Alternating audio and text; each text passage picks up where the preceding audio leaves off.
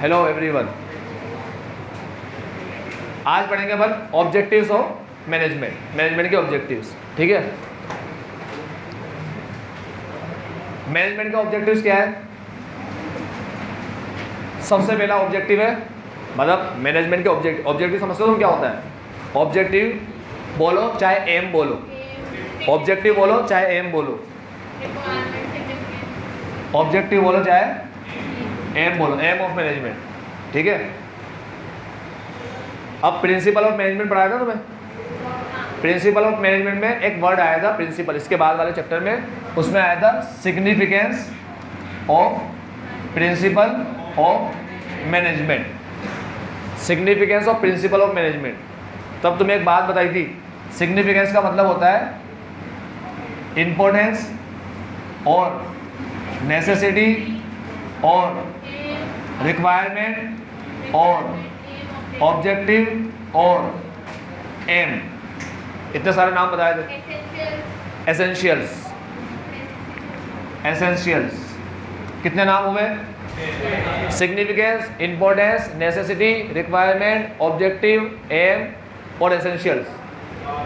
7 हो गए।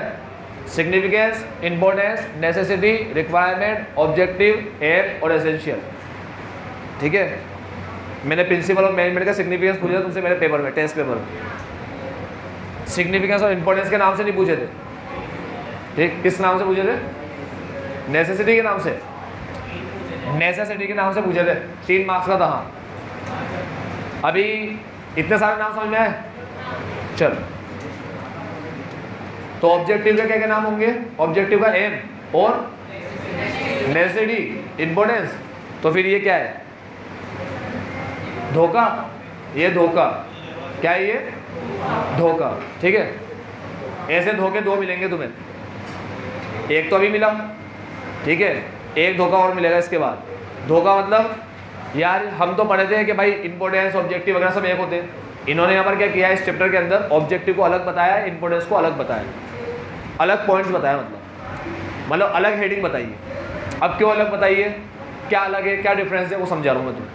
सबसे पहले पढ़ेंगे अपन ऑब्जेक्टिव ऑफ मैनेजमेंट। मैनेजमेंट का ऑब्जेक्टिव क्या है, एम क्या है, मैनेजमेंट का एम क्या है, ऑब्जेक्टिव क्या है। ठीक है, मतलब क्यों हम मैनेजमेंट से काम करें, ऑर्गेनाइजेशन के अंदर मैनेजमेंट प्रोसेस क्यों होना चाहिए, ऑर्गेनाइजेशन में मैनेजमेंट क्यों होना चाहिए, उसका क्या एम है। तो सुनो, मैनेजमेंट के एम है, जितने भी एम है ना मैनेजमेंट के, जितने भी, उनको उन्होंने 3 पार्ट में डिवाइड किया। 3 पार्ट। पहला पार्ट है हमारा ऑर्गेनाइजेशनल ऑब्जेक्टिव, या ये पहला पार्ट ऑर्गेनाइजेशनल ऑब्जेक्टिव, जिसका दूसरा नाम है economic objective, social objective, personal में 3, सोशल में 5 और यहाँ पर 3, 5, 3 और 3, 3 और 3 6, 6 और 5 11 को इन्होंने 3 पार्ट में बता रखा है। 11 ऑब्जेक्टिव के तीनों 3 पार्ट कर रखे। पहला ऑर्गेनाइजेशनल, फिर सोशल और फिर पर्सनल, ऐसे 3 पार्ट कर रखे। ठीक, याद कैसे करेंगे बाद में बताता हूँ, पहले पढ़ ले सारे। आओ, सबसे पहला सर्वाइवल। ऑर्गेनाइजेशनल ऑब्जेक्टिव में सबसे पहला क्या आता है? फिर आता है और फिर आता है। जब हमने BCC चालू करी थी ना, पहला साल है जब हमारा, तब हम ये सोच रहे थे कि पहले साल में भले हम कुछ ना कमाएं, हमारी घर की हालत भी बहुत ख़राब थी, ठीक है, तो हम ये सोच रहे थे अगर भले हम कुछ ना कमाएं, मगर ऐसा ना हो जाए कि ये जो BCC हमने खोली है हमारी कोचिंग, हमारा खर्चा हो जाए ज़्यादा और इनकम हो कम, मतलब हम लॉस में चले जाए, और लॉस में जाए तो घर से लाना पड़े पैसा देने के लिए, जबकि घर में तो पैसा था ही नहीं। पहली बात, घर तो पैसा मांग रहा था, ठीक है, खाने के भी वादे थे। तो जब पहली बार कोचिंग खोली तब हम ये सोच रहे थे कि भले कुछ ना कमाएं, मगर ऐसा ना हो कि लगाना पड़े, इतनी तो चल जाए कोचिंग, बस ये प्रे कर रहे थे इतनी कोचिंग चल जाए कि पैसा लगाना ना पड़े। तो जब स्टार्ट किया तो ऊपर वाले की कृपा से अच्छी चली कोचिंग, मतलब लगाना तो बहुत दूर की बात, कमाई लिया अच्छा खासा पैसा पहले साल में, और पहले साल में जो कमाया उससे डबल कमाया दूसरे साल में, दूसरे साल में जो कमाया उससे डबल कमाया तीसरे साल, डबल ही कमाया, सीधे डबल। ठीक है, मतलब 2-3 हज़ार तो बढ़ ही नहीं रहे थे, सीधे डबल ही हो रहे थे। उसके बाद में वो याददाश्त चली गई, मेरे को याद नहीं आ रहा अभी मैंने क्या किया। तो ऑर्गेनाइजेशनल ऑब्जेक्टिव क्या था हमारा? ऑर्गेनाइजेशनल ऑब्जेक्टिव कि पहला साल हमारा, जब पहला साल में हमने कोचिंग खोली, हमें कुछ पता ही नहीं था ना, हमें तो नहीं पता था कितने बच्चे आएंगे क्या होगा, पहला साल कोचिंग स्टार्ट करी हमने, तो हमारा एम था सर्वाइवल।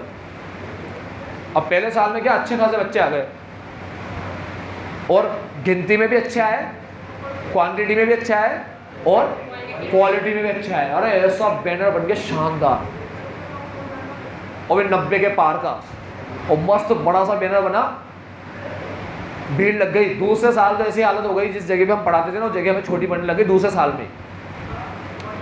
वो जगह थी हमारी 5000 वाली, उसको छोड़ के हम यहाँ आए। वो 5000 रुपये महीने की जगह थी, ये 30,000 की जगह थी। वहाँ दूसरे खर्चे मिलाकर 500 से 1000 के होते थे, और यहाँ दूसरे खर्चे 5000 तक के होते थे।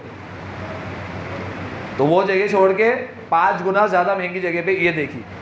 अब इसका जब रेंट सुना, रेंट, अब तुम सोचो 5000 से डायरेक्ट 30 सुनेंगे, 30, तो ऐसा लगा कि यार 30,000 तो बहुत ज़्यादा है यार, कैसे करें, क्या करें, ऐसा सोचने लग गए। मगर हिम्मत करी, हमने कहा चलो कोई बात नहीं, वहाँ भी तो करी थी हिम्मत, यहाँ भी करते हैं। मतलब ऐसा था हमें कि यार बस यहाँ पर आने के बाद भी हमने यही सोचा कि भले हम 1 रुपया भी ना कमाएं, बस खर्चा ना हो, इतने बच्चे आ जाए कि हम रेंट वगैरह और खर्चा वगैरह वसूल कर ले, बस इतना सोचा हमने। क्योंकि रेंट तुम देख लो ना, 30,000 रुपया, वहाँ 5 था, 12 5 था 60, वहाँ 60,000 था, या 12 3 था 36, 3,60,000, ठीक है। मतलब वहाँ जो रेंट था ना, यहाँ तो खाली हमारे उसके एक्स्ट्रा खर्चे थे बस 5 के, तो 60,000 तो अलग, 4 लाख और 4,20 के आसपास के खर्चे थे यहाँ पर पहले साल। अब हमने स्टार्ट किया, खर्चे भी कवर किए और खूब पैसा कमाए पहले साल में आग लगा दी यहाँ पर। मतलब ऐसा तो नौबत ही नहीं आई इस बिल्डिंग में आने के बाद भी कि कमाने के वांदे हो रहे हो, कि कमा नहीं पा रहे, ऐसा पहले साल में। तो सबसे पहला साल होता है सर्वाइवल। बंदे को टेंशन होती है यार, बिजनेस अपन ने डाला है ना, भले अपन कुछ कमाए ना, लेकिन कुछ नुकसान भी ना हो, पहले साल में कम से कम चले, बिजनेस चले थोड़ा, ठीक है। सबसे पहली टेंशन होती है सर्वाइवल, सबसे पहली। जब बंदा सर्वाइव कर लेता है ना, सर्वाइव, तब वो सोचता है जैसे अभी कोचिंग चलने लग गई मेरी, फिर मैंने देखा अब कोचिंग चल रही है, तो अब हमारा पर्पस बस यही था, अब ढेर सारा पैसा कमाए। फिर बच्चे धीरे धीरे बढ़ते गए, खूब पैसा आता गया, ठीक है। तो दूसरा प्रॉफिट। अब जब हमने देखा खूब पैसा आ रहा है, तो तीसरा ऑब्जेक्टिव हमारा, हमने एक ब्रांच और खोल ली। वो खोल ली, मगर वो फिर किसी रीज़न से वो जगह वगैरह का थोड़ा इशू हो गया हमारा, तो जगह के इशू की वजह से वो बंद करनी पड़ी। उस वाली ब्रांच में हमारे सीए के बच्चे बहुत आते थे, बहुत, मतलब हम पढ़ाते थे 12-15 या 15-20 बच्चे यहाँ पर, वहाँ पर हमारे सीधे ही 50 बच्चे हो गए सीधे। मतलब 15 से 20 बच्चों के से हम वहाँ गए ना, तो सीधे ही 50 हो गए, 50 के पार दूसरी ब्रांच में। और तलवंडी में थी ब्रांच, और पैसे की टेंशन ही नहीं, फीस की तो कोई झिक होती नहीं थी वहाँ पर तलवंडी ब्रांच में, मस्त पैसा आता फुल वहाँ पर। तो वो जगह का थोड़ा इशू हुआ, थोड़ा नाटक हुआ, तो फिर वो जगह हमने छोड़ी, तो हमें दूसरी जगह मिल नहीं पाई। वो जगह बहुत अच्छी मिली थी पहली बार में। तो पहला होता है अपना सर्वाइवल। पहले बिजनेस खुलते ही टेंशन किसकी होती है? सर्वाइवल, कि कॉस्ट कवर कर ले, भले कमाए ना कुछ, ठीक है, क्या कर ले? Cost to cover the cost, ठीक है, सॉरी ये रहा, टू कवर द कॉस्ट। फिर तो रिस्क आ गया ना। उसके बाद हम सोचते हैं कि कमाए भी सही और थोड़ा पैसा बचाए भी सही, ठीक है। तो to cover the cost and risk. तुमने शायद अकाउंट्स में पढ़ा होगा, प्रोविजन एंड रिजर्व नाम के एक वर्ड पढ़ा होगा, प्रोविजन एंड रिजर्व, ठीक है। और रिजर्व वर्ड का मतलब तुम पहले भी समझ के आए थे। रिजर्व मतलब अपने घर वाले बोलते थोड़ा रिजर्व रखो, पैसा थोड़ा संभाल के रखो, थोड़ा इकट्ठा करके रखो, उसे रिजर्व बोलते। वो हमें बिजनेस में ही काम आएगा। तो जो बिजनेस में अपन रिजर्व रखते हैं ना, वो रिजर्व जब बहुत बढ़ जाता है, बढ़ के लाखों तक हो जाता है, तब आगे क्या किसकी बारी आती है? अब ऑर्गेनाइजेशन का साइज बढ़ाओ, एक्सपेंड करो, बिजनेस एक्सपेंड करो। तो एक्सपेंशन की बात क्या होती है? ग्रोथ में। ग्रोथ का मतलब ही क्या है? एक्सपेंशन। इसलिए वर्ड आता है ग्रोथ एंड एक्सपेंशन, ऐसे आता है पूरा नाम, ग्रोथ एंड एक्सपेंशन। समझ गए? तो ये 3 ऑब्जेक्टिव बिल्कुल सिंपल ऑब्जेक्टिव है, कोई याद रखने की या रटने की ऐसा कोई टेंशन नहीं आएगी। सर्वाइवल, प्रॉफिट और ग्रोथ। हमेशा ऑर्गेनाइजेशन का पहला साल होता है जब स्टार्ट होती है ऑर्गेनाइजेशन, वो होता है सर्वाइवल, कि कॉस्ट कवर कर ले, ठीक है। दूसरा होता है प्रॉफिट, अब अच्छा खासा कमाए, सर्वाइव कर रहे ना। मुझे बताओ, सर्वाइव करते रहे बस, कमाए नहीं, बस ऐसे बच्चे आ रहे हैं, अपना काम चल रहा है, थोड़ा बहुत ग्रोथ हो ही नहीं रहा, चलेगा ऐसा? नहीं। और कब तक सर्वाइव ही करते रहेंगे पूरी ज़िंदगी भर? प्रॉफिट कमाना नहीं क्या? ऐश की ज़िंदगी नहीं जीना क्या? हाँ, फिर हवाई जहाज वगैरह में नहीं उड़ना क्या? उड़ना है ना, हाँ, घूमने जाना है, पूरा वर्ल्ड वगैरह घूमना है, मस्त आराम से एंजॉय करना है, बड़े बड़े मशीन वगैरह, गैजेट वगैरह चलाने अपन को, अच्छे सा मोबाइल वगैरह, ठीक है, भारी भारी शानदार कार होनी चाहिए, BMW, रोल्स रॉयस, नहीं है कि शौक अपने, है ना। चलो बेटा, survival to cover the cost, profit में लिखा है mere survival is not, survival कभी सफिशिएंट नहीं होता, ठीक है। याद रखना, अगर पैसा अच्छा आएगा तो पैसा याद रखना तुम्हें मोटिवेट करता है, पैसा सबसे बड़ा मोटिवेटर है, काम करने के लिए मोटिवेट करेगा, तुम सर्विस अच्छी दोगे, अच्छा प्रोडक्ट बनाओगे। और पैसा ही नहीं आएगा ना, तुम ढंग से काम ही नहीं करोगे, तुम ऐसे फर्जी में काम करोगे, यार हर बार उठा के 5-10 बच्चे तो आते हैं, ऐसे ही पढ़ाओ इनको फर्जी में, ऐसा एनर्जी नहीं आएगी, मज़ा ही नहीं आएगा पढ़ाने में, ठीक है। इसीलिए पैसा सबसे बड़ा मोटिवेटर है।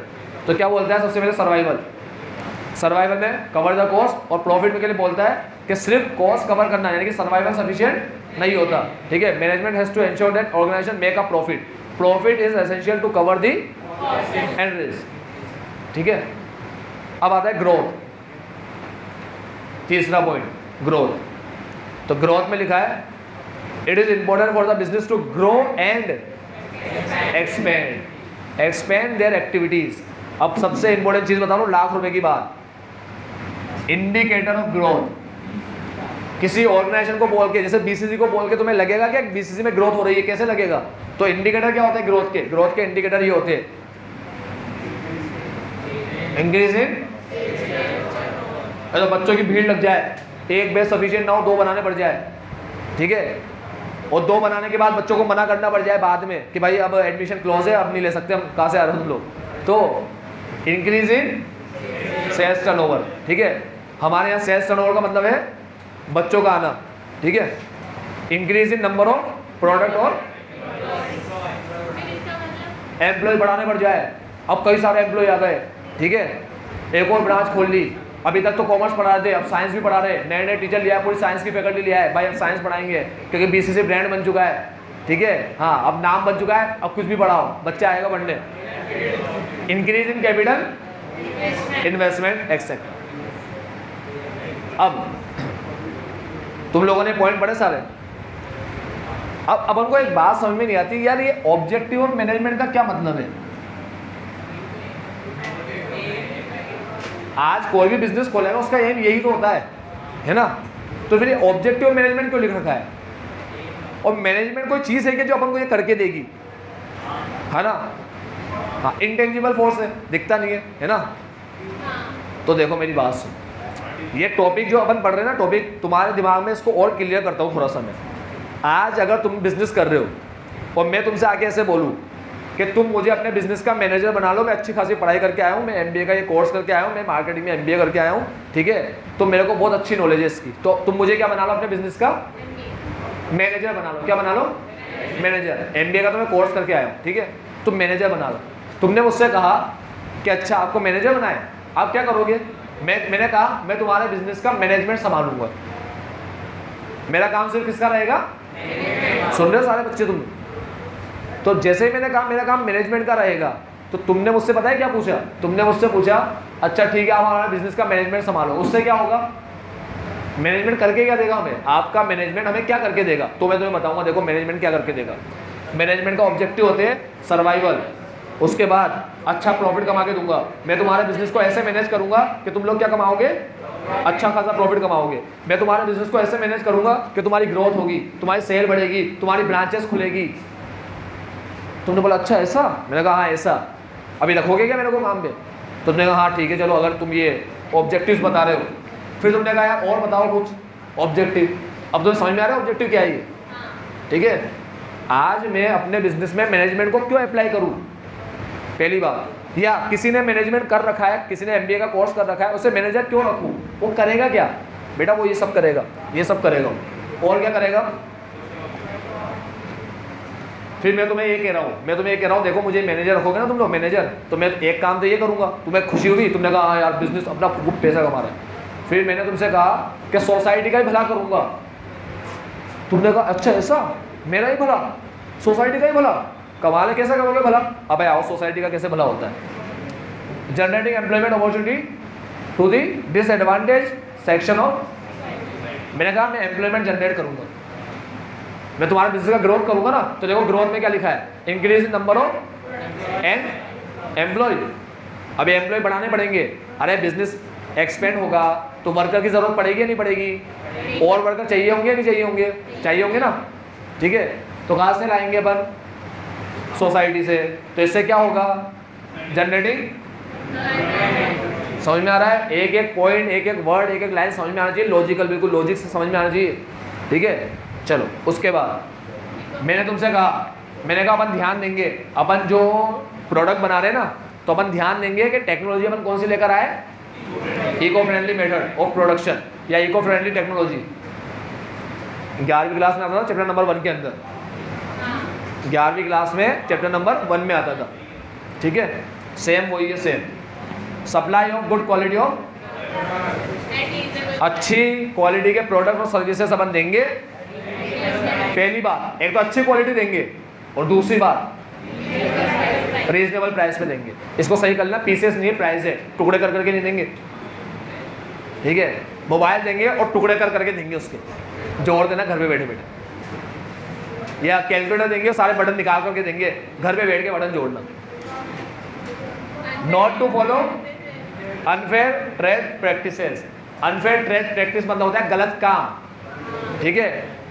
UTP अनफेयर ट्रेड प्रैक्टिसेस, गलत काम बोले तो पता है क्या होता है, ये काला बाजारी, ठीक है। और उसके बाद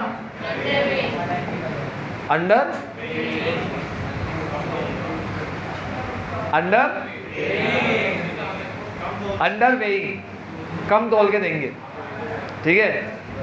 काला बाजारी, माल कम देना, किसी ने 1 किलो मांगा तो 100 ग्राम कम कर देना, 50 ग्राम कम कर देना, माऊ बनाना किसी को, ठीक है। और होर्डिंग और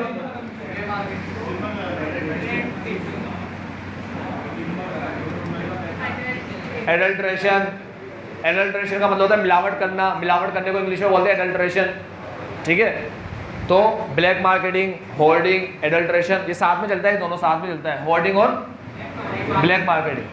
पहले के टाइम पे क्या होता था, सिनेमा की टिकट ऑफलाइन ही होती थी, बस ऑनलाइन नहीं होती थी। तो कुछ लोग क्या करते थे, देखते थे मूवी बहुत हिट है और आज संडे वनडे का टाइम है, आज कई लोग आएंगे, वो पहले से ही 15-20 टिकट खरीद के ले लेते थे, जैसे घूमते रहते थे, ठीक है। जहाँ कोई गया और सीट फुल मिली, अब टिकट नहीं है कराने की, तो ये लोग घूमते रहते थे, बोलते थे अच्छा टिकट चाहिएगा तुम्हें, 100 की टिकट है 200 में देंगे, 200 की एक, 200 की एक, 200 की है, ऐसा करके टिकट क्या करते थे, बेचते थे। इसे ब्लैक मार्केटिंग बोलते हैं। 100 की टिकट तुम 200 में दे रहे हो, ब्लैक मार्केटिंग। कैसे दे रहे थे ये लोग, पहले क्या कर रहे थे, होर्डिंग। होर्डिंग में मतलब होता है कि अनाज वगैरह कुछ अपन जो गुड्स बेच रहे हैं ना, उसको छुपा लेना, फिर सबके पास खत्म हो जाए, ठीक है, अपने पास ही है, तो अपन को पता है अपन ने 100 रुपये में खरीदा था, अब 200 में बेचो, 250 में बेचो, 300 में बेचो, क्योंकि तुम अकेले ही हो, मोनोपोली, समझ गए। तो किससे क्या होता है, होर्डिंग से ब्लैक मार्केट। तो ऐसे काम करना ना करना, ठीक है। प्रोवाइडिंग बेसिक कम्युनिटीज, कम्युनिटीज का मतलब फैसिलिटीज, और लिख लिया करो, तुम लोग को ज्ञान ही थोड़ी हो। ये देखो, ये सारे बैठे हाथ में पेंसिल वगैरह लेकर ऐसे बैठा करो, सबका सरदार बन के बैठ गया वहां पर। किसकी बुक है ये, और तुम दोनों का है? अच्छा अभी नहीं, फिर लेगा, इस साल लेगा। कोई है 2-3 साल में करने वाला 12th पास, मतलब 2-3 साल पढ़ेगा हमसे यहाँ पर 12 है, कोई है ऐसा? एक ही साल पढ़ोगे ना अपन तो, इस साल ही करना है 12वीं पास। हाँ मार तो है, मार के अलावा पूछ रहा हूँ, इसके साथ कोई है क्या और? बेसिक अमेनिटीज का मतलब facilities like school, hospital etcetera. Society को फायदा पहुंचाएंगे। प्लांटेशन करो, ठीक है, स्वच्छ भारत अभियान में साथ दो, साफ सफाई करो, एनवायरनमेंट को प्रोटेक्ट करो, एनवायरनमेंट प्रोटेक्शन, प्लांटेशन वगैरह करके, ठीक है। और अभी गर्मी पड़ रही है तो वो वाटर कूलर वगैरह लगवा दो भाई, लिखवा दो स्वर्गीय इसके उसके सबके, ठीक है, सबके नाम पे। तो इसको क्या बोलते हैं, बेसिक अम्यूनिटीज। तो स्कूल से, हॉस्पिटल से, क्लिनिक से, ठीक। चलो, तो क्या कहा मैंने तुमसे, तुम्हारा भी फायदा करूंगा और सोसाइटी का भी फायदा करूंगा। हो गए 2 बार। तीसरा, एक बात सुनो बच्चों, 12वीं कक्षा के अंदर एक चैप्टर आता, सॉरी 11वीं में एक चैप्टर आता था, social responsibility and business ethics के नाम से, चैप्टर नंबर 6 बिजनेस के अंदर। सोशल रेस्पॉन्सिबिलिटी के अंदर हर बिजनेस की सोशल रेस्पॉन्सिबिलिटी होती है, ठीक है। हाँ, तो ऐसे बोल रहे हैं बड़े ज्ञानी है, सब याद कर। अभी छोटा सा चैप्टर था वो, सोशल रेस्पॉन्सिबिलिटी के लिए ऐसे बोलते थे, अगर तुम सोशल रेस्पॉन्सिबिलिटी नहीं, मतलब सोसाइटी का भला नहीं करोगे तो सरकार तुमसे करवाएगी भी। तो सरकार एक रूल लाई थी CSR कमेटी बनाने के लिए, कॉर्पोरेट सोशल रेस्पॉन्सिबिलिटी कमेटी, ठीक है। बड़ी बड़ी जो कंपनी होती है ना, बड़ी बड़ी खूब करोड़ों कमाने वाली कंपनी, उनके ऊपर सरकार ने क्या कर रखा है, कंपलसरी कर रखा है, कंपलसरी। सोसाइटी का भला करना ही पड़ेगा तेरे को बेटा। उसने कहा नहीं करूं भला, मेरे में भला करने की आदत ही नहीं है, तो अब सरकार बोलेगी मैं तेरे सिखाती हूँ इधर, ठीक है, मैं तेरे को आदत सिखाती हूँ, आदत नहीं तेरे अंदर। तो बेटा सरकार ने क्या कर रखा है, बड़ी बड़ी कंपनियों के लिए कंपलसरी कर रखा है, करना ही पड़ेगा, ठीक है। तो अब देखो मैनेजमेंट कितना बढ़िया काम कर रहा है, ये खुद ही कर रहा है, ये काम, टेंशन लेने की जरूरत ही नहीं है अपन को। अब लास्ट और आखिरी कौन सा ऑब्जेक्टिव, अब मैं तुमसे कह रहा हूँ, देखो मैं एक काम और करूँगा, क्या, तुम्हारे सारे पर्सनल ऑब्जेक्टिव क्या होते हैं, फाइनेंशियल नीड्स, सोशल नीड्स और हायर लेवल नीड्स, सारी नीड्स पूरी करो।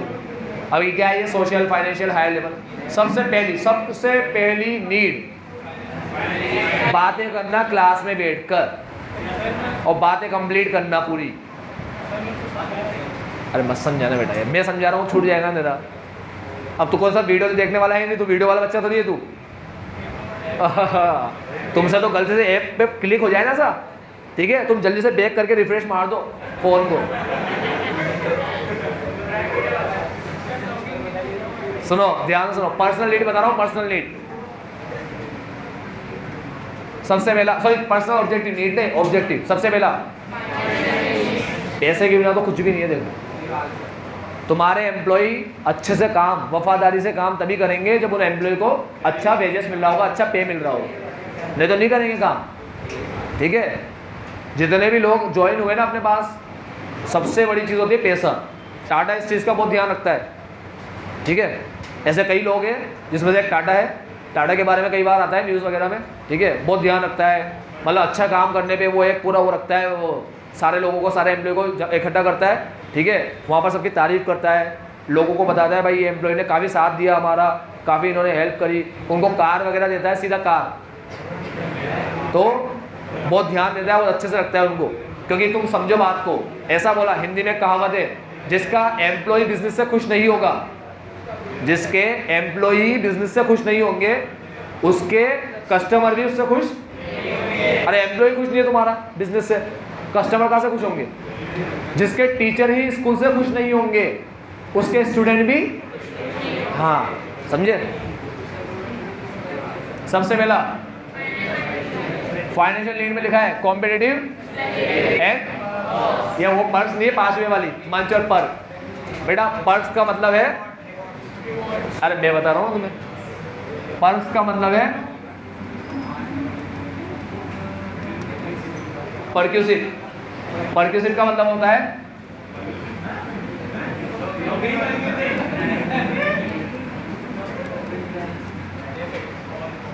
बेनिफिट्स इन, एक होता है बेनिफिट इन कैश, एक होता है बेनिफिट इन काइंड। मतलब अगर मालिक तुम्हें ऐसा बोले कि भाई रहने के लिए हम तुझे घर दे रहे, घर दे दे तुम्हें, चलाने के लिए कार दे दे तुम्हें, ठीक है, और मतलब ऐसी कोई फैसिलिटी जो कैश में नहीं है, जैसे चलाने के लिए कार दे दी, रहने के लिए घर दे दिया, इन सबको क्या बोलते हैं? परक्यूसिव। तो क्या होना चाहिए? एम्प्लॉय जो काम कर रहे हैं उनकी सैलरी क्या होनी चाहिए? सबसे अच्छी सैलरी, कॉम्पिटिटिव सैलरी होनी चाहिए। मतलब कोई अपने एम्प्लॉय को चिल्लाए ना, अरे तू यहाँ काम करता है, दिन रात मेहनत करता है, साले मजदूर, हाँ कितना कमाता है? बस 20,000 रुपया। मैं भी वही काम करता हूँ जो तू करता है, मेरा मालिक 50 देता है, चिढ़ा रहा है उसको, ठीक है, उसको बुरा लग जाएगा। तो अपनी सैलरी कैसी होनी चाहिए? Competitive salary and perks. दूसरा ये हो जाए पूरी, ये पूरी हो जाए, इसके बाद दूसरा सुनो, दूसरा क्या है? सीधा ये आता है दूसरा, सोशल नीड, पीयर रिकॉग्निशन। क्या होता है? मैं टीचर हूं ना, तो मैं ये चाहूंगा कि सारे टीचर्स में, जो मैं पढ़ा रहा हूँ सब्जेक्ट, उनमें सारे टीचर्स में मेरा नाम हो। मैं डॉक्टर हूँ तो मैं ये चाहूंगा कि मैं अगर दांत का डॉक्टर हूँ तो सारे दांत के डॉक्टर में सबसे फेमस, जो सबसे नाम चले, नाम वो मेरा चले। वर्ड क्या लिखा है? Peer recognition. पीयर हिंदी में जब लड़की अपने मायके जाती है तो ऐसे बोलते पीयर में जा रही हूँ। पीयर का मतलब अपने जैसे लोग, ठीक है। तो लड़की जब मायके में जाती है सारे उसके जैसे ही होते हैं वहाँ पर। अरे सारे उनके जैसे ही होते हैं ना, मतलब अरे यार बेटा तुम है ना मुझे गलत सेंस में ले रहे हो, मैं सही सेंस में बोल रहा हूँ। इधर आके कर, ये इसको दिखा, यहाँ माइक में दिखाना है, इधर आइए। कैसे करते? तो लड़कियां क्या बोलती है? हम पीयर में जा रहे हैं, अपने पीयर में। शायद पता नहीं तुम लोगों ने सुनाओ ना सुनाओ, सुना है ना? हाँ। तो पीयर मतलब होता है अपने जैसे, एक जैसे। लड़की बोलती है जहाँ पर मेरे जैसे लोग रहते हैं ना, मैं वहाँ जा रही हूँ, ठीक। तो कौन सा रिकॉग्निशन चाहिए मुझे? Peer recognition. पीयर रिकॉग्निशन का मतलब होता है अपने जैसे लोगों में अपना नाम हो। मैं ऐसे तो नहीं बोलूँगा मैं टीचर हूँ, मैं ऐसा बोलूँगा यार सारे डॉक्टर लॉयर में मेरा ही नाम हो। मतलब कोई भी बोले अच्छा डॉक्टर कौन? अब्दुल्ली सर। अच्छा लॉयर कौन? अब्दुल्ली सर। अरे ऐसा तो ही होता है। डॉक्टर लॉयर से मेरा क्या लेना देना, ठीक है। सारे मजदूरों में सबसे अच्छा मजदूर कौन? अब्दुल्ली सर। ये कौन सी बात है, ठीक है। तो बेटा मुझे चाहिए पीयर रिकॉग्निशन। कौन सा रिकॉग्निशन? हाँ, मेरे जैसे लोग, जो मेरे जैसे जो टीचर्स है उसमें मेरा नाम हो, ठीक है। आ जाओ बेटा, है ना। अब तुम हरकतें करना शुरू मत कर देना। Higher level need. अब आती है लास्ट में आती है higher level need, personal growth and development. Sundar Pichai Google का CEO, सारी नीड्स पूरी हो चुकी है उसकी सारी। फाइनेंशियल नीड्स 5 करोड़ रुपया पर डे, ठीक है। सोशल नीड 5 करोड़ रुपया per day, 1600 crore on average, 1600 crore के अराउंड, मोर देन 1600 करोड़ कमाता है सालाना डिवाइड करके देखना 365 से। 5 crore per debt plus social need, peer recognition. सुंदर पिचाई का सारे सॉफ्टवेयर कंपनियों के अंदर उसका नाम है, सबसे ऊपर नाम आता है सुंदर का, ठीक है। तीसरा higher level need, personal growth and, ऐसी जगह पे पहुंच चुका है वो जहां उसको पहुंचना चाहिए। मतलब पहले तो गूगल का CEO तो था ही सही, साथ में अल्फाबेट का ही बना दिया। अल्फाबेट है पेरेंट कंपनी, उसका भी CEO बना दी, ठीक है। इलॉन मस्क सारी नीड पूरी कर चुका है। फाइनेंशियल तो कब की हो गई, रिकॉग्निशन है उसका, सोशल नीड। आज भी इलेक्ट्रिक गाड़ी में सबसे पहले उसका नाम आता है, और टेस्ला बहुत बड़ी कंपनी मानी जाती है इलेक्ट्रिक कार के अंदर, ठीक है। पीयर रिकॉग्निशन और हायर लेवल नीड। ग्रोथ और डेवलपमेंट का तो कोई मुकाबला ही नहीं है उसका, कोई मुकाबला नहीं है।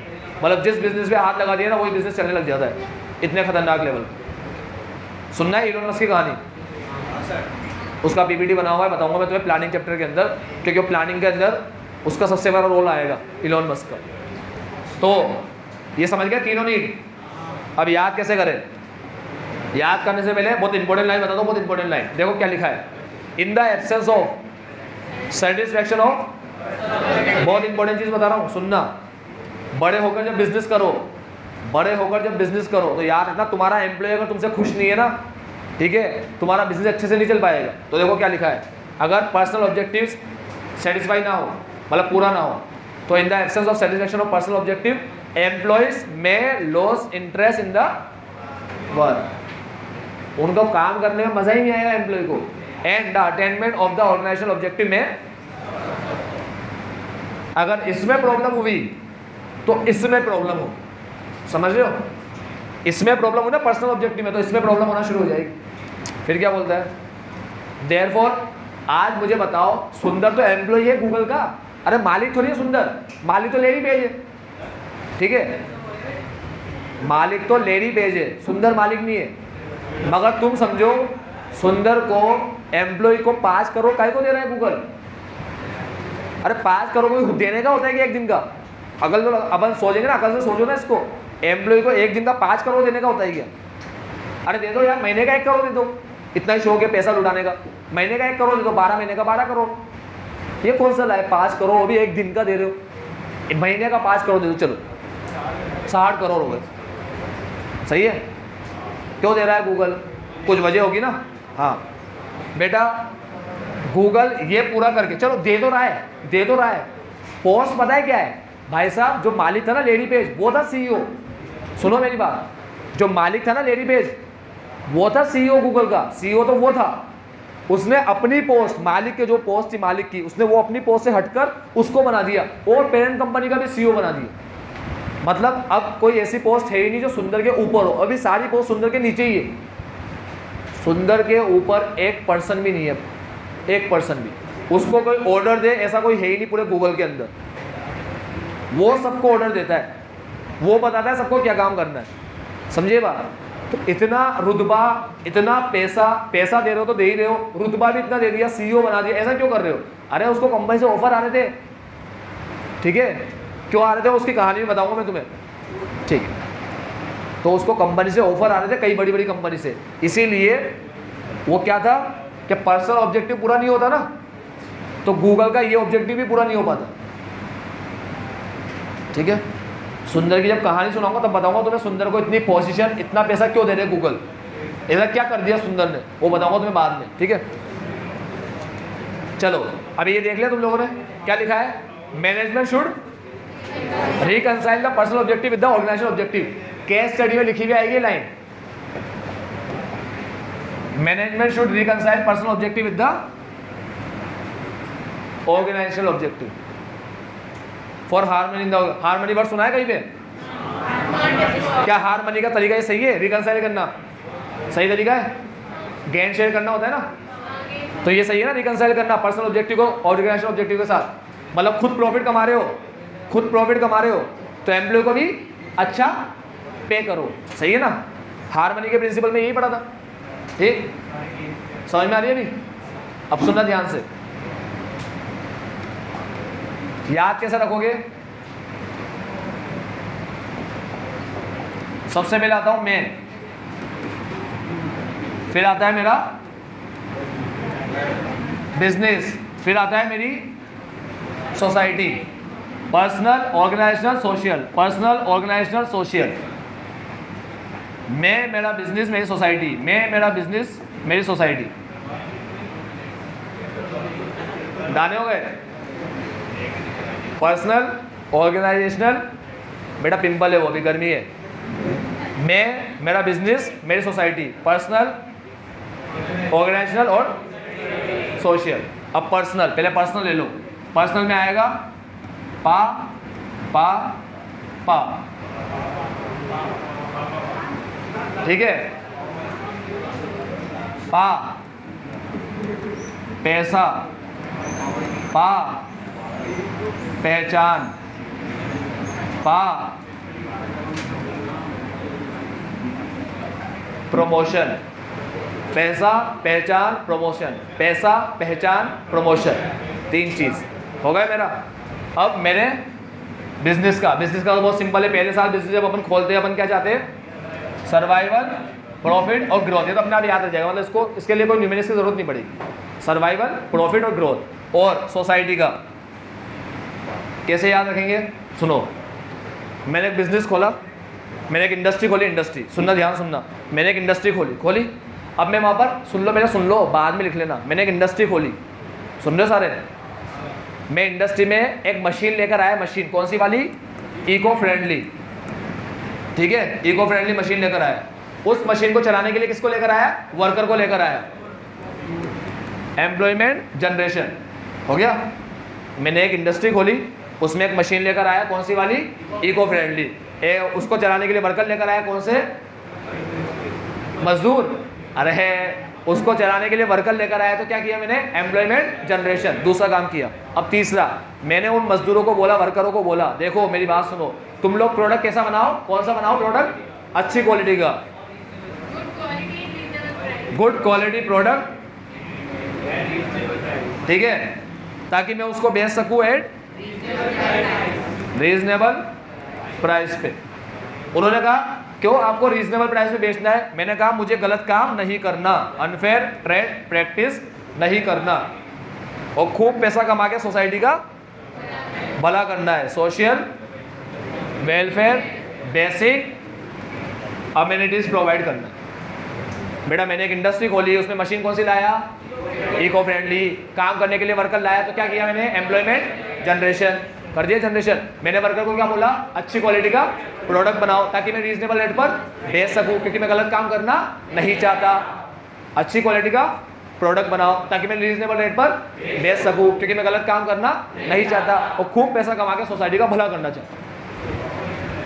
ठीक है, मेरा पर्सनल ऑर्गेनाइजेशन का ऑर्गेनाइजेशनल का दूसरा नाम इकोनॉमिक भी है, याद रखना। वो इकोनॉमिक के नाम से पूछेगा एग्जाम में, वो बोलेगा इकोनॉमिक ऑब्जेक्टिव बताओ। तुम बोलोगे यार पर्सनल, ऑर्गेनाइजेशनल, सोशल तो पढ़ा था, इकोनॉमिक कौन सा आ गया? ऑर्गेनाइजेशनल ऑब्जेक्टिव का दूसरा नाम है इकोनॉमिक। वो एग्जाम में इकोनॉमिक के नाम से पूछेगा, समझ में आया? क्योंकि ऑर्गेनाइजेशन वर्ड तो तुम्हें याद होगा। ठीक, पर्सनल, ऑर्गेनाइजेशनल और सोशल। सोशल मेरा, मेरे ऑर्गेनाइजेशन का, और सोसाइटी का सोशल। मेरा पा पा पा, पैसा पहचान प्रमोशन, पैसा फाइनेंशियल नीड, पहचान social need, promotion higher level need, higher level. ठीक है, उसके बाद ऑर्गेनाइजेशन का सर्वाइवल, प्रॉफिट, ग्रोथ। ठीक है, उसके बाद सोसाइटी का इंडस्ट्री खोली, मशीन लाया, वर्कर लाया, मशीन लाया, वर्कर लाया, मशीन इको फ्रेंडली, वर्कर लाया, एम्प्लॉयमेंट जनरेशन। ठीक है, उनको बोला गुड क्वालिटी का प्रोडक्ट बनाओ, रीजनेबल रेट पर बेचना है। ठीक है, क्यों? क्योंकि मैं गलत काम नहीं करना चाहता, अनफेयर ट्रेड प्रैक्टिस नहीं करना चाहता, और मैं सोसाइटी का भला करना चाहता हूँ, नहीं करना चाहता, भला करना चाहता हूँ। ठीक है, चलो आज के लिए इतने ही। Bye, take care, have a nice day.